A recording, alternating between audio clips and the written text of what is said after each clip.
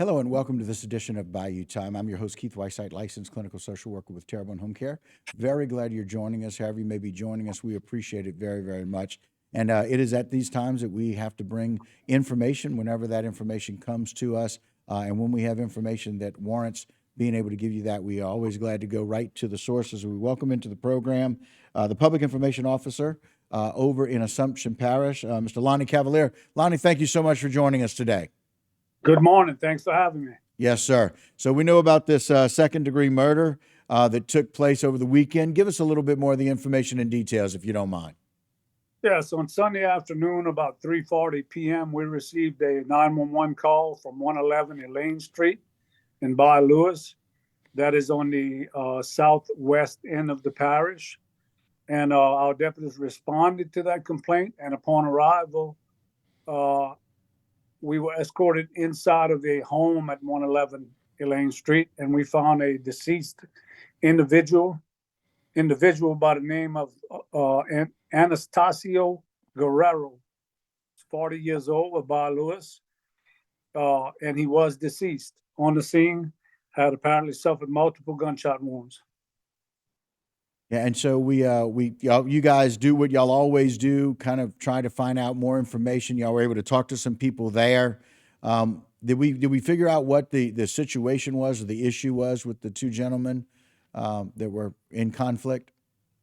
Well, when we got there, first of all, the accused was immediately taken into custody. He was still on scene.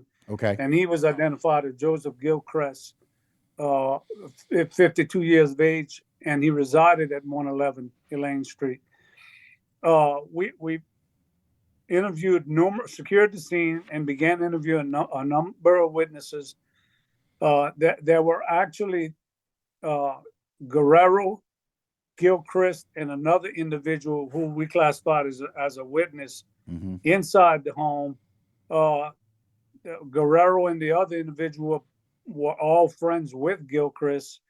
They went into the mobile home. They sat down. They had some brief discussion, and at some point, Gilchrist drew a weapon out and basically started asking some pretty off-the-wall questions to Guerrero, which was a little strange because they were friends.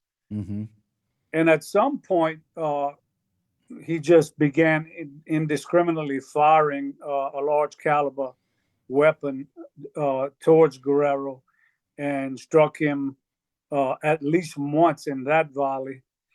And then Guerrero basically pleaded for the opportunity to be able to get out and started to crawl out, and Gilchrist fired an additional several rounds, two of which we believe hit him in the back and fatally wounded him. Wow. So this was not necessarily some heated argument to start with, just some very strange questions, according to the people that were there, and then open fire with this large caliber weapon. Could you qualify what would be considered a large caliber weapon? Yes. Basically, I can't comment on this specific weapon, but it's going to be, large caliber. We consider, 9mm and above when you're talking about a semi-automatic handgun. Okay, so semi-automatic would be, and again, you can't be specific to that one because it's an ongoing investigation. We certainly appreciate that about the situation. But he was taken into custody, and based on the information that y'all had, he was arrested there at the scene. He was immediately taken into custody. He was brought to our CID unit in Labertyville, where he was debriefed there and questioned, and subsequently transported to our detention facility and booked on a charge of second-degree murder. Okay. And so right now, Mr. Gilchrist is being detained. The charge is second-degree murder, and that will happen until the legal process kind of takes place from there, where they will determine if, in fact, he would be bonded out, which I'm assuming he may not be. The option for bonding out. Yes, and the judge has set a bond of $500,000 on yesterday. Okay. We see that now.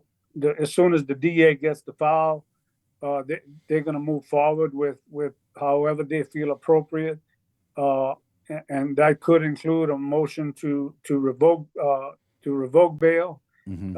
And obviously, at some point in time, my thought is it's going to be grand jury here in Assumption Parish.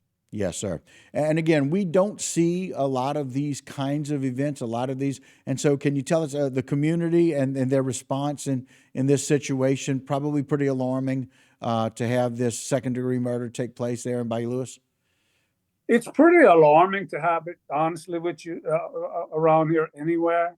The people were obviously shook up, uh, and it's a very small settlement that lives there. Yes, sir. And they, yes, they were upset, but they were relieved that he was taken into custody very quickly. And this is an oddity, very odd for us because we hadn't had a homicide in 19 months here. Wow. Wow. And when you look around all our neighboring areas, they've seen an uptick in theirs. And it's a homicide. Don't get me wrong. It is one no better than the other. Right. Some issues in the past. Right. Conflict with neighbors on several occasions.